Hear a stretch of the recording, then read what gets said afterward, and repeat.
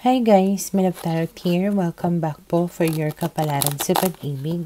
Para po ito sa mga fire signs, Aries, Leo, and Sagittarius.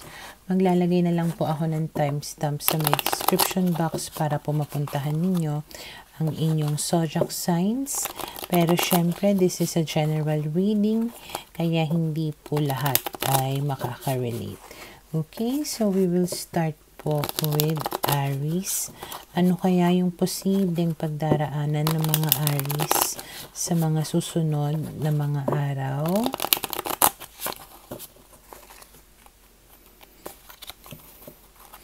Okay, we have here the Ten of Wands, the Eight of Swords, the Strength card, and the Chariot. Okay, so mukhang sa mga susunod na mga araw ay makakakuha ka ng lakas ng iyong loob para lumayo or mag-move on or kumilos,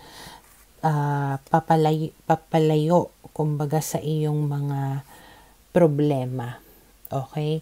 Maybe nagkaroon ka ng period of time na talagang feeling helpless ka dito, na nahihirapan ka sa mga problema or mga binibit-bit mo, dinadala mo. Pero makakakuha ka nga dito ng iyong lakas ng loob para finally ay ikaw ay kumilos. Okay? And then we have here the Five of Wands, the Four of Wands, the Page of Cups, and the Temperance card. Okay, so base sa mga barahan na to, pwedeng may conflict na kayo ng person mo, lalong-lalo na kung halimbawa ang person mo ay fire sign din or water sign. Okay, mataas din yung possibility na married kayo nitong tao na to, kaya parang ang hirap para sa'yo na umalis doon sa sitwasyon. Okay? Pero mukhang magkakaroon ka nga dito ng strength, no? Na parang feeling mo this is the perfect time for you to move on or to entertain other people or to be open to different possibilities. Yung iba sa inyo may malaking chance din na meron siguro kayong makakausap, makikilala na magbibigay sa inyo ng lakas ng loob para gawin kung ano yung dapat mo na gawin. Okay? And then we have here the Five of Pentacles, the Four of Swords, and the Nine of Pentacles. So, Five of Pentacles, and nakikita nyo dito parang naglalakbay siya or sinusubukan niyang umalis kahit na mahirap. Okay? Pero ginagawa niya. Kasi gusto niya, kumbaga na, mawala na lahat yung mga suliranin niya. Gusto niya muna ng makapag-relax siya. Gusto niya muna ng time out, parang ganun, or to recover. So, pwedeng ikaw nga ito na you are walking away, abandoning someone or something, parang letting go of your problems, para lang, kumbaga, kumalma ka naman, makarecover ka naman, para ma-enjoy mo naman kumbaga yung sarili mo, yung freedom mo, or maging happy ka kahit na ikaw ay mag-isa. Okay? And then we have here the Star and the Nine of Swords. So, napupuno ka dito ng pag-asa. Okay? Though may mga times na siguro napapangunahan ka ng mga takot mo dahil na rin sa kaka-overthink mo, pero there is hope for you, kumbaga.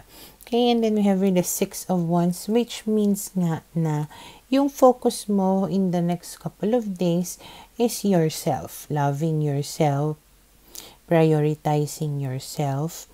Parang for once in your life, maybe magpapaka-selfish ka muna, na unahin mo nga muna yung sarili mo, gagawin mo lahat para lang mapabuti yung kalagayan mo, or i-spoil mo naman yung sarili mo, hindi yung puro ibang tao yung iniisip mo. Okay? And malaki nga yung chance na you will really find happiness in your being single or alone. Okay? So for now, ito yung nakikita ko na posibleng mangyari sa mga Aries.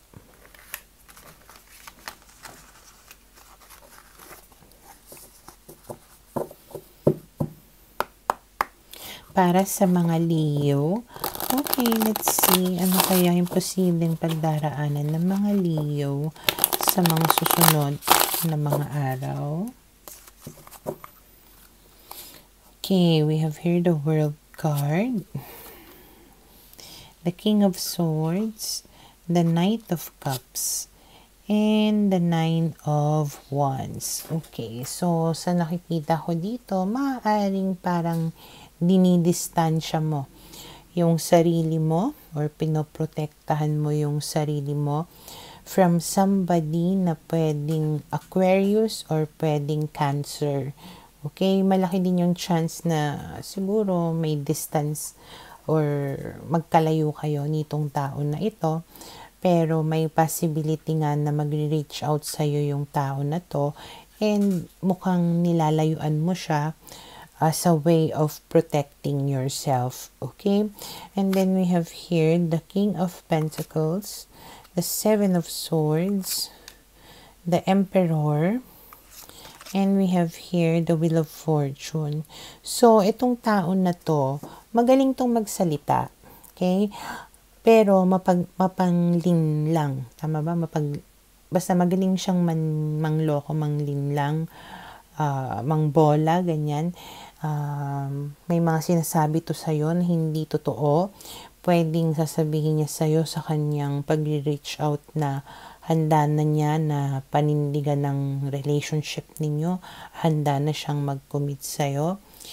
Na parang gusto niya na magkaroon nga ng mga magagandang pagbabago sa ugnayan ninyong dalawa. Pero nakikita ko dito nga yung hesitation mo talagang may wall, okay? Or siguro hindi ka nga naniniwala sa mga pinagsasabi niya. Kaya nilalayo mo yung sarili mo sa kanya. Yes, gusto mo na magkaroon ng mga pagbabago, pero I think gusto mo yung pagbabago na yon ay magsimula sa'yo or para sa'yo. Okay? And then we have here the High Priestess, the Seven of Wands, and the Magician.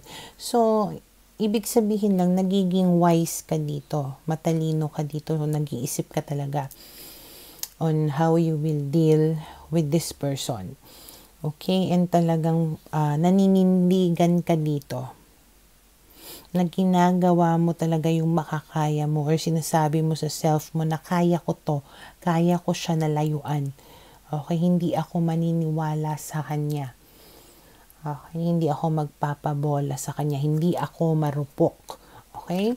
And then we have here the Eight of Wands and the Ten of Pentacles. And because of that, there is a chance, no, na you will eventually fall in love with somebody na potentially na makakatuluyan mo talaga, na magkakaroon kayo ng happy life. Okay, happy family, ganon, na parang magiging once na makilala mo itong tao na to, there is no doubt in your mind na siya na yon at mukhang magiging mabilis yung mga pangyayari. Okay? And then we have here the Knight of Pentacles. But as of the moment, itong tao na to na magbibigay sa'yo ng stability or secured na relationship, medyo kumikilos naman na siya. Pero parang naliligaw.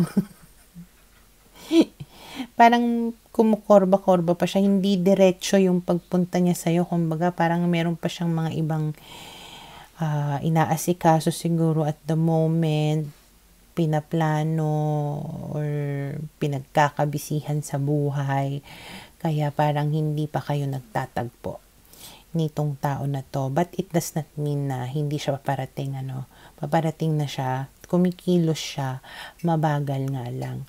Maybe, kailangan mo rin muna ng time for yourself na asikasuhin yung sarili mo at baguhin mo yung mga dapat na baguhin.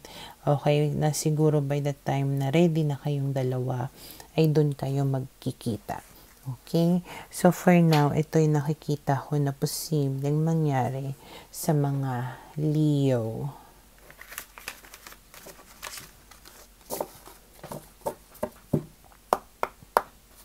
Para sa mga Sagittarius, okay, let's see. Ano kaya yung posibleng pagdaraanan ng mga Sagittarius sa mga susunod na mga araw?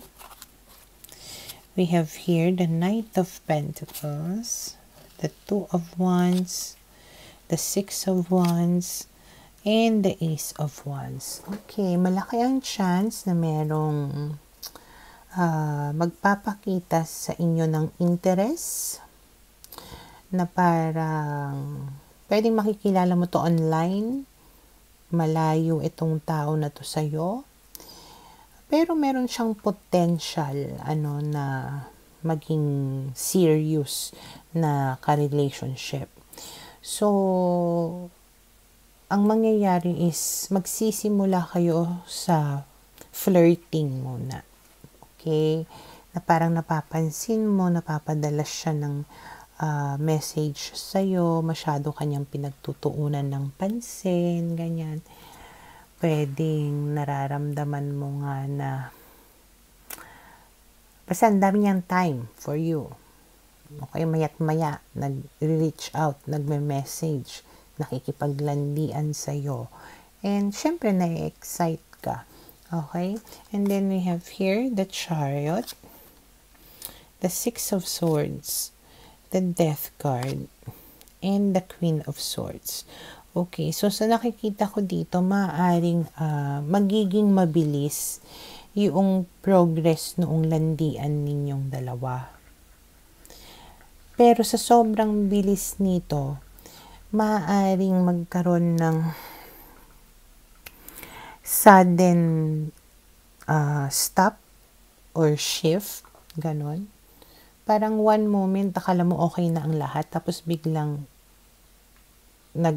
nawala, natigil. Okay? So, parang you feel hurt somehow. Okay? And then we have here the Knight of Swords, the Moon, and the Empress. Pero, itong tao na to, hindi siya magiging consistent. Okay? Pwedeng magiging pasulpot-sulpot siya sa buhay mo, which will cause you to doubt or to question yung intention niya sa iyo. Okay? Na parang iniisip mo kung may future ka pa dito, may plano ba talaga siya dito. But remember, I said earlier, meron siyang potential. It can potentially lead into something serious, but in the next couple of days or weeks or months, hindi pa.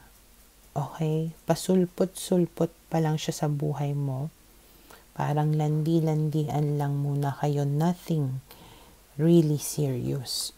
Kaya parang malilito ka. Okay? And then we have here the Four of Wands, the Judgment.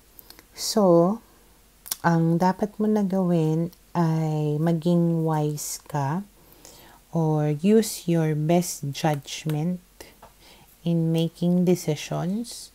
Okay? Bago ka totally na mag-commit sa tao na to or makipag engage relationship sa kanya. Okay? Hanggat hindi kanya pinapakitaan ng seriousness, wag mo din siyang pakitaan ng seriousness. Okay? And then we have here the Hangman. Yeah. So, para kang nakahang. Yung relationship ninyo, hanging. Okay? Parang walang direction at the moment. Okay? So, ang nakikita ko dito kasi, mukhang panghahawakan mo itong potential niya. Okay? Pero, alam mo yon, hanggat hindi niya pinapakita sa'yo, wag mong asahan. Kasi baka mamaya, you will be left hanging. Okay? So, for now, ito'y nakikita ko na posibleng mangyari sa mga Sagittarius.